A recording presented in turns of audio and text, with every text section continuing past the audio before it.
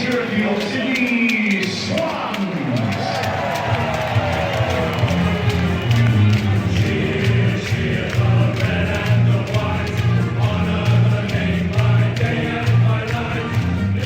Welcome back to A Bevy of Bloods, a fan podcast of the Sydney Swans Football Club. So to all you loyal Swans out there, you just can't get enough of the red and the white. Fluff up your tail feathers and settle in for a potentially biased yarn about all things to do with our beloved Bloods.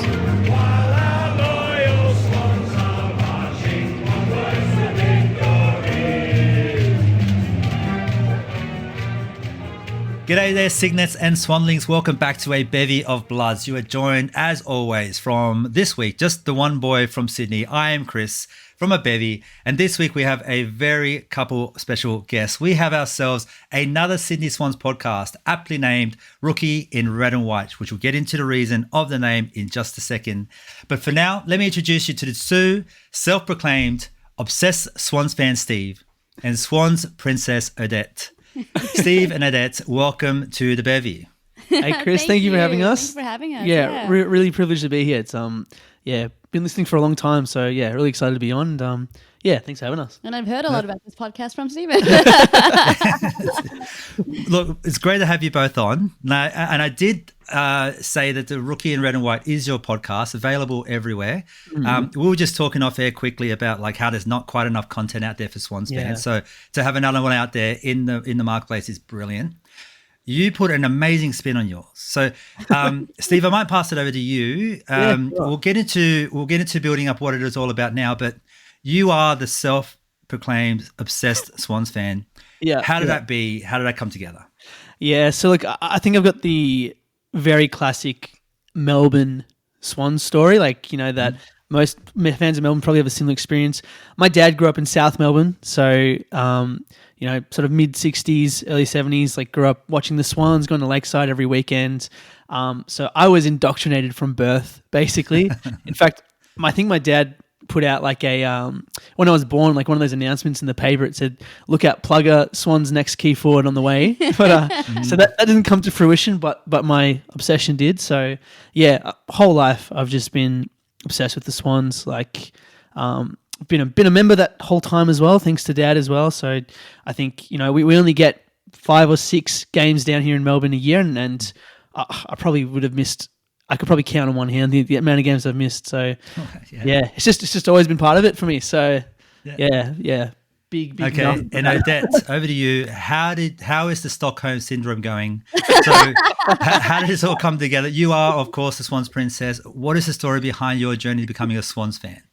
Well, when I first met Stephen, he told me that one of his biggest red flags was that he was a big Swan supporter and a big AFL nut, and that I had to be okay with it. So slowly, one by one, I thought, people just say this about themselves. But no, he was 100% honest there. And I've seen him watch every footy game, not just the Swans. I've seen him wear the merchandise, get bored, chuck the merchandise on me and say, "You're a Swan supporter now." Nice, yes. I've seen his roller coaster of emotions going through. And I think after spending a lot of time with him, I was familiarized with a lot of the Swans knowledge. I think at one point, Stephen even started like a little mini recording of the history of the Swans that you sent when I was overseas. Yes. And said, let me just talk to you about my day, and actually let me educate you about the Swans. Guess a bit of beta testing for what very nice. Yeah. And then he just told me that, like, if you want to really grow this relationship together, it'd be great if you're a Swan supporter, so we could go to all the games together and talk about it together. Yeah. And I said, we'll see how we go. And at one point he told me, what did he say? He's like, "I'm going to get you to be a Swan supporter. You got to tell me that you go for the Swans." And I specifically said, "Let's see how they go, and let's see if they can convince me." Yeah. Right. Okay. And here we are. And here we are, Stephen. All right, cool. And I think he just ran with that. He goes, "All right, that's going to be my mission." Awesome. So it sounds from the podcast, I'm hearing week to week. So the whole point about a big part of the podcast is, of course, going through the games every week and also doing some really fun segments around. the basis that Odette is learning about the Swans, learning about AFL. You, as an example, talking about Marngrook and what they meant to the game and in context for everything. Like, it is such a fun journey, Odette. Like, so every single week, what is your homework to learn for that week? Every week I have to learn either a new player, a new concept, a rule. Try to figure out what's my favorite one. Love figuring out what's the difference between hold the ball and hold the man or something like that. Yeah, I think every week it's just something different. But I think these days it's more about identifying players because Stephen wants me to really just enrich myself in the story of the Swans. And if I familiarize myself with the players and I guess a lot of that content, maybe I'll start to love it a bit more as well, which unfortunately has been tracking. That's tracking well. and Steve, you've built a syllabus here, it sounds like, for being a Swans fan. Is that fair? Is that... I think that's fair to say. Yeah, I think I think a big thing for me with this is that idea of story, and it's something I do hark on about a lot, even on the show. And I think, that homework idea, I think, is a great way to kind of supplement that. Just sort of thinking about like, how do we frame what we're watching on the weekend? So like very early on, like I think one of the first homework tasks was around Brodie Grundy, and he had obviously Collingwood and Melbourne over the first 2 games of the season for him, and this opportunity to see him go up against old sides. Like, so I think, the homework has been a great way to kind of just hone in or put a laser focus on a certain part of the story that I think, it slowly over time collects, and then you kind of have this really rich, I guess, tapestry of different things that are going on across the season. So, yeah, it can feel a little homeworky and a little syllabusy, but to Odette's credit, she's kept it up. So Thank you. Yeah. Is there some kind of educational background? Because it seems like it's working really well. Is it? Are you working for the Department of Education or something? What's happening here? No, I don't know. I think it's just when you're that much of enough about it, you kind of find a way to make it work. I will say, weirdly, an influence for me. I listen to something called The Language Transfer, which is like a language learning podcast. I'm trying to better improve my Greek so I can talk to my AR better. But the style of that show, it does have that sort of same process to it. And I think sort of indirectly it sort of influenced the way that I've been going about it too, just as because the way that they educate on that show, I feel like that kind of allows me to get the message across and kind of, I think, simplify a bit of the process there. Because, I mean, it's so overwhelming. Like, I'm just sort of trying to think of it from a new fan's perspective. It's such a complicated sport. Oh my God, yes. Yeah, I think without a direction, I think it'd be really hard to know what exactly you should be focusing on or what you should be absorbing. And No, definitely. Like, I've grown up in Australia pretty much my whole life. Footy's been around me. People always ask me what my favorite team was, but I don't think I ever really sat down and understood the game until Stephen started explaining it to me and really just directing me about it. So, it's really helped. So, good job, Stephen. Odette, were you a sports fan of any description before you kind of got into football via Steve? Oh, look. My parents tried to get me into cricket, but that didn't really work out well for them. So I wouldn't say I was a big sports fan. So I was really out of, I guess, every game. Like, I didn't really know the culture of a lot of games. It was just like, just tell me the scores at the end of it and I'll tell you how they went. Yeah. No, that's fair. Right. So it is. Okay, so for everyone at home, of course, it is such a unique podcast, what Rookie and Red and White are doing, teaching her the game or just getting her, to work with her to, push her in the right direction, which is, of course, being a Swans fan. And there's a lot of indoctrination happening, but it's all coming from a good place of love, right? 100%. So if anyone out there also has a partner or a family friend or someone or a work colleague or anyone that they want to slowly ingrain into football or at least kind of enjoy the journey into it, the Rookie and Red and White is an absolute good approach to it. And maybe if you can't get them to convert to listening to it at the very best, you might be able to just listen to yourself and then learn some lessons from it. Steve, is this a good approach that we should be putting out to people to have this as a genuine syllabus going forward? Absolutely. I think, I feel as though one of the big challenges to really becoming engaged with football in general and particularly the Swans is just the complexity of it. And I think, having someone to guide you through that process, explain the basics, explain the more complicated elements. I think for a lot of people, that might just be what is the barrier for them at the moment, right? Like, and once that kind of is disrupted, once you have those bridging tools, I think it's a lot easier to then really get sucked into it and get immersed with it. I think particularly those of us who grew up with footy and we perhaps knew the rules of the game before we knew how to speak English properly. I think, it can be taken for granted just how alienating it might be when you're looking at this game that's a 360-degree game and so much is going on and there's whistles blowing and there's people running everywhere. And so, I think, as you were saying, Chris, if there's someone in your life who maybe you feel like could benefit from being a Bloods fan and there's lots of benefits to it. We all know that. That's fine. I think, it's just a matter of, giving them that guiding hand to some extent and helping them better appreciate why so many people are into this, like why so many people love this sport and why we. I think part of the mistake that I make for sure, because I have a partner who's not hell bent on watching sports at all, and taking your approach is something I could probably learn from. And we also have a lot of people that sit with the bevy. The bevy takes up a few, like 12 or 14 seats. I forget, year in, year out, it's different. And O'Reilly 3. So we're at every single game. So we're very lucky. We're very blessed as Swans fans to be able to go to as many games as we do. And there's a couple of us that bring in new people every single week, a work colleague or a friend or someone who's traveling from overseas that you met. In Sam's case, someone you met at the club the night before. It's different every week, right? And there's just really, as much as you can try to explain to them before you get to the game on that day, you are never going to be able to explain the breadth and the importance of certain aspects of the game. It's just impossible. It's not a simple-ish sport like soccer for the most part is, although it can get quite nuanced, no doubt. But it's like you said, it's 360 degrees. There's a lot going on off the ball as well.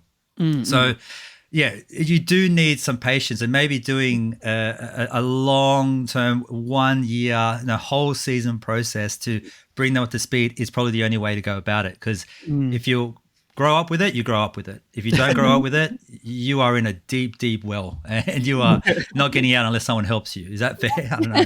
Yeah, I'd say that pretty much makes sense there. That's how I've been feeling. Yeah, absolutely. And so, I think a big credit does go to Odette for actually committing to that. It is on her end of things, it's something that she's coming with no knowledge. It takes a lot of patience to sort of absorb that. And I think it's yielding benefits for her because she recognizes players and she remembers players and she sees these players evolve over the season. Like I think it's I'm sure she'll be able to touch on it, but there are players that she started to become more favored towards. She's actually claimed her man as well for recently too. So we'll talk about that. Yeah, absolutely. But I think it's just that. Yeah, I think it's a bit of give and take. I think the guide has to have that patience to sort of appreciate that is a lot to take on, and the person learning, I think, they do to some extent need to commit that time and dedication. And I think the reward you get for that is, what I think is the best team and the best sport in the world. So Well, there are more awards. Honestly, I feel like there are outside, like learning more about the Swans. It's actually, in my opinion, helped me connect with a lot more people. So a lot more people, outside of Swans fans and outside of me and Stephen here. Just to sort of jump in there, I think it's a very Melbourne thing. Like, I'm not sure what the experience is like up in Sydney, but like it is one of the first conversations you have is who do you go for? Yes. And so, so definitely, like I've been able to connect with these people a lot better. I understand what they're talking about, or I've got opinions based on it. And, even coming back to, this relationship between me and Stephen, having that opportunity to take part in his interests and his hobbies, I think, in all honesty, have brought us closer together as well. It's really good to share in those experiences, and rather than seeing it as something as, every week I have to do this, it's more like, all right, sweet, we get to spend more time together, and we're in this together, and I feel like it's really helped to build those relationships as well. Love it. It's you don't just do the boring thing either. You obviously get into the game. And Steve, I was listening to the one the other day, the Carlton game, when you were describing how like the emotions were running rampant. And amongst trying to describe that, you also were like trying to describe to Odette what contested ball was. So you got really wrapped up with like, oh, I was having a panic attack because of the way the game was going. But then you had to like rein yourself in and then describe what is contested ball. What does that look like? What does that mean?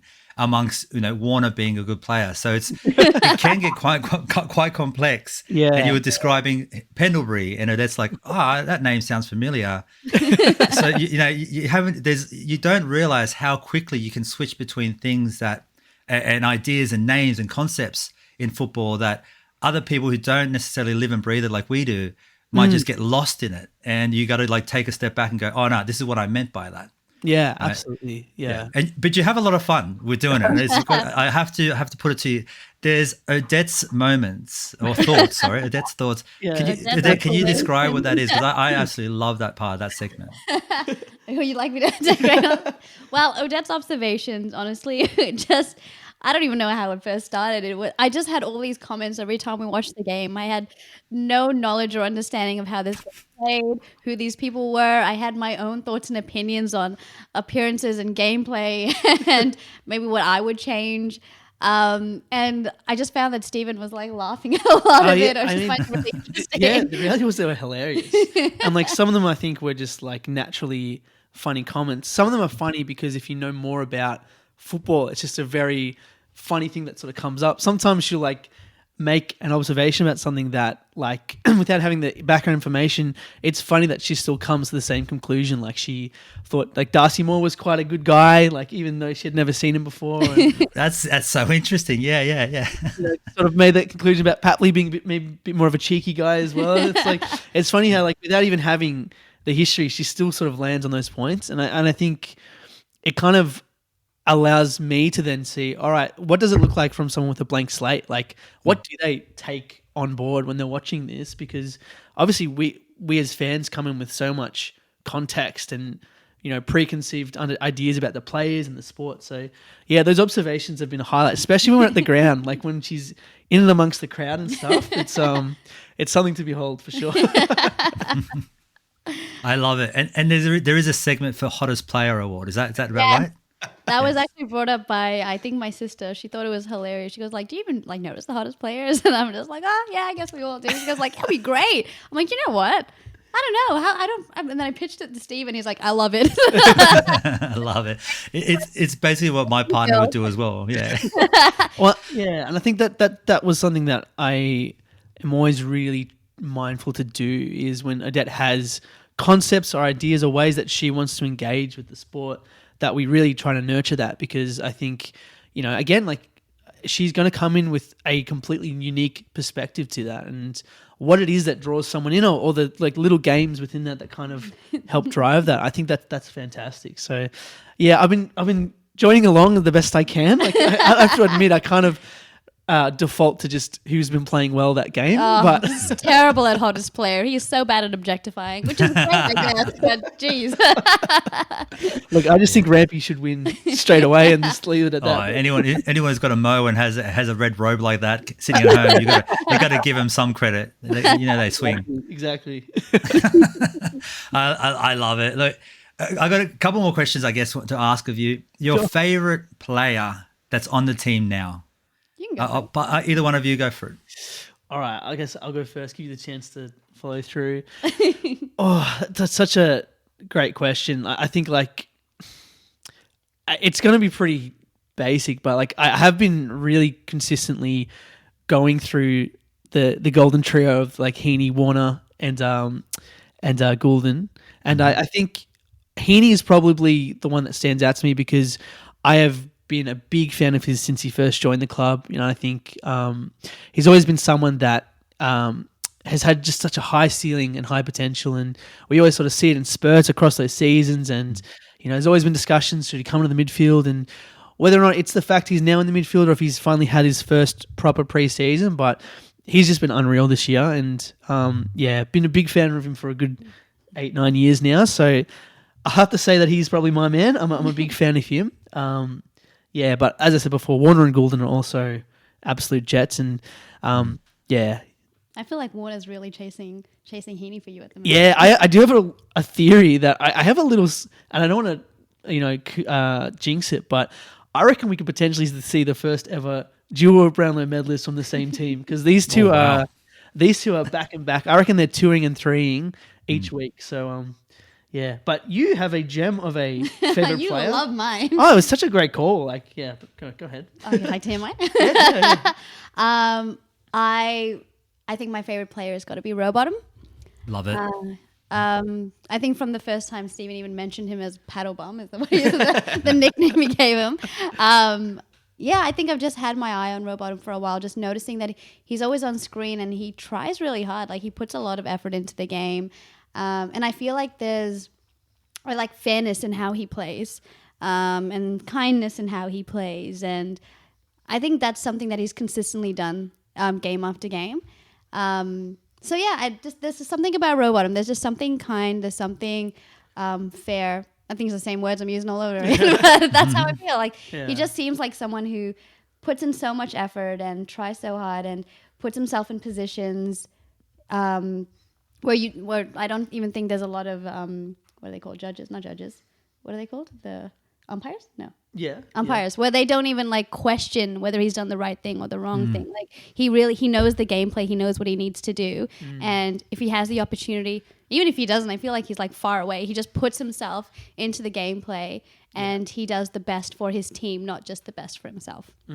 That is such a great analysis of his game, because what we know of his game so far, and he's slowly built himself up to be such a key part of that team, is on exactly those points. So that's insanely astute for you to acknowledge that and see that from this year alone. That's brilliant. It really genuinely is. That's awesome. Yeah, it was totally unreal when she sort of made that first sort of acknowledgement a few weeks back, because this is a guy that I think internally has been so lauded at the club. Like, he's often in the top 3 best and fairest, but externally he just never gets that recognition. I don't think he's had a single Brownlow vote in his whole career. What? But yeah, I was blown away that was the one that sort of stood out to her. Like, it's just That's brilliant. yeah. Well, when you play hard enough, I think that your play will be recognized. And I don't know, maybe I don't know why I recognized him. It has to be your paddle bum comment. If it wasn't for that, I don't think that would have been a starter. Yeah. yeah. Put the wedge in the door for sure. But yeah, I genuinely thought that was his last name. I remember thinking, I reckon she really likes this guy, because we were at the I think it was the Hawthorn game. Like, we were up in the stands, and whenever he was coming off and on the ground, she'd point it out. She'd be like, "Oh, Rowbottom's coming on. Oh, Rowbottom's coming on." Like, wow, look at you go. You're guy. Yeah. He's also, I personally think he's got captain material ahead of him as well. Co-captain. He's just a good character. He speaks really well. He doesn't need no help with nothing in life. He just does it. He just nails it. How about All you? Do you have a favorite player? Yeah, out of the team at the moment, for a lot of the reasons that Steve already mentioned, Heaney. I've been a massive fan of Heaney. And I mean, just to see him finally hit the middle, and for him to do the job that he's been doing with all the players that is out, and both ways, defensively and offensively, and just the insane skill set he has, and he can run all day, and he's tough as nails, and he never gets flustered about nothing. There's all these reasons that I just love him. And it doesn't hurt that he's a handsome looking dude as well. So that also goes for him. I tell Stephen all the time, like, I feel like the reason why I don't notice Heaney as much is that he has set such a high standard for himself that that's just his norm now. So if he isn't on screen, I think that's more of off screen, because I watch on TV. Yeah, that's a good one. Like, Parker kind of sits in that space as well, doesn't he? Parker, when he was playing, he's just killing it, nailing touches, tackles, everything. But this year he's just not been around, and I don't even know who his brother is. Like, I haven't seen him, but everyone talks about him all the time. Yeah, that's the unreal thing. Like, hasn't seen Mills, hasn't seen Parker yet. I'm gonna wait till they come on the scene. But nuts. Yeah. I love it. All right, old players. Talk to me. What is your favorite older player from old times? Yeah. I think there's 3 that stand out to me, and they're sort of the same era. My first favorite player, as young as 6, had the number 19 on my back. Michael O'Loughlin was my champion. Love that guy, and especially just that sort of mid 2000 period. I think what he did for the club as a forward was unreal. Obviously Goodsy right in that camp as well.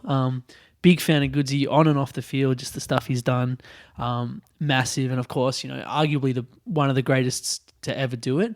Yeah. The other one, little more obscure, but Schneiderman, Adam Schneider. Always loved Schneids, and have very vivid memories of him just charging to the forward line, slotting those goals. The one that always stands out to me is that prelim final against the Saints back in 2005 when he basically kicked the Celia to lock us into the grand final that year.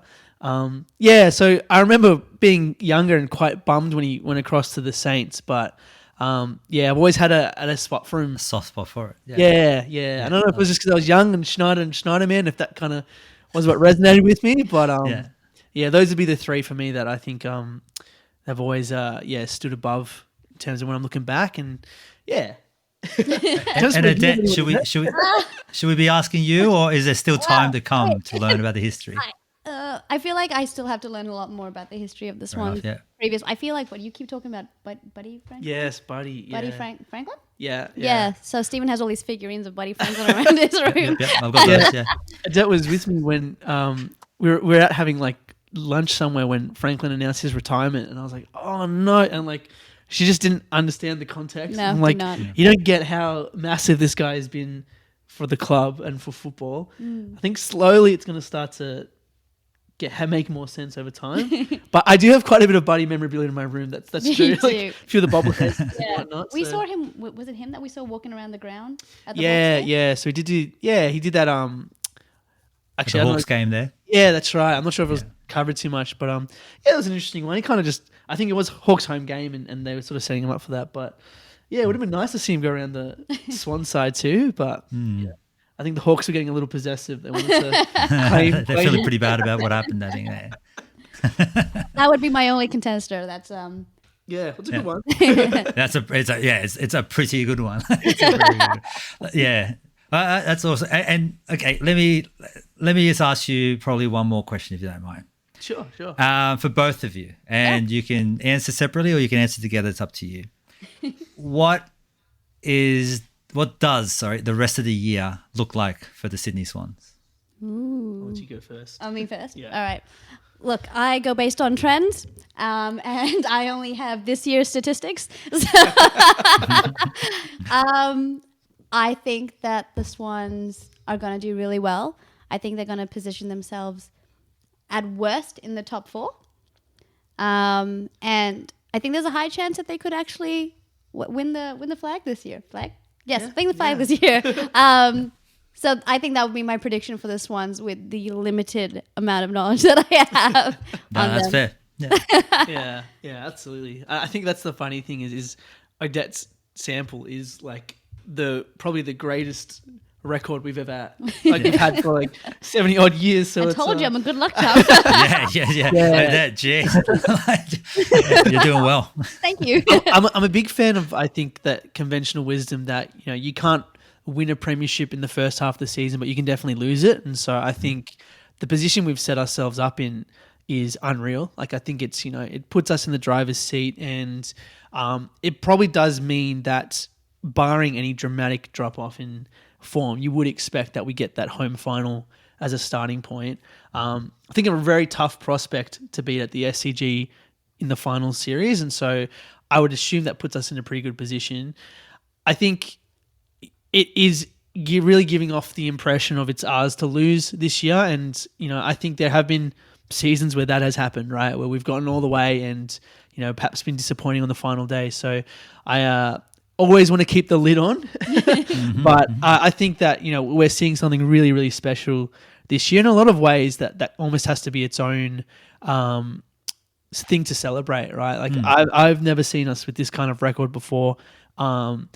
It's just so great to be able to go into a game and really the narrative being, are they going to be able to match it with us, as opposed to, are we going to win this one? Are we going to pull it off? So, very hopeful that we go all the way, of course, and very mindful not to crow too early on that. But 10-1, like it's an unreal start. It's really a kick away from being 11 straight. So look, Richmond, I don't know what they did in that game, but you got to give it to Rich. They actually played an incredible game. They played a great game on the weekend as well. So it can happen even with the lower sides. Let's let the listeners know, where do they find you, how do they find you, and how would they want to reach out if they want to have a chat with you? Yeah, absolutely. So, big thing for us is that sort of interaction. I throw a lot of questions at Odette, and getting more of that is just great, like more perspectives and ideas. So we are on like most of the streaming platforms as Rookie in Red and White. We're also on Instagram, Rookie in Red and White podcast. really what we are hunting for amongst interaction is questions. So, if people have thoughts they want to pose to Odette, or even just general thoughts or ideas they might want to share, by all means, hit us up. You can post questions on Spotify. You can do it on Instagram. I really want to make this, a collective journey and something that, I think more people on for that ride, the better. So I also like to post stats on the Rookie and Wide Right Instagram. I've been finding out about myself. So if you want to know interesting little tidbits, that's a place to go. Like, for example, Logan McDonald kicked his first goal against the Bulldogs, and now he's kicked a goal against every team. So there was one that I stumbled across, and those who were already following our page would have seen that on Thursday night the other week. So Find out more on Instagram. Love it. Well, look, it's been great talking to you both. I hope the listeners have got a good sense of what the potty's all about and what you're trying to do there. I love it. I absolutely love it. Strongly recommend to all the bevy out there to go listen. It's awesome. And I really hope that in the future, especially for one of these home finals, we can get you in a Riley 3 to come sit with us, because that'd be awesome. That would be spectacular. And thank you for having us again, Chris. It's been listening to the Bevy of Bloods for a long time, so it's awesome to be on. And I think I'll definitely take you up on that offer, because I'm desperate to go up to Sydney for a game or two. So I think that'll be a great experience to have. Amazing. That's the next level of that. Let's just keep going up and up. I tell Stephen all the time, I want to be in a crowd where there's a lot of Swan supporters, not just in the cheer squad. So he's been telling me, let's go to Sydney, let's be in that crowd, and I'm up for it. Really, really excited to be there. Yeah. I mean, you might hate it the way that we go about it sometimes, about go bananas, but hey, that's part of the journey. So. She's been well trained too, I think. Steven right there. All right, perfect. Well, thank you so much for joining in, and up the Swans, up the Bloods, and let's see how the rest of the season goes on. Absolutely. Thank you very much, so Chris. much.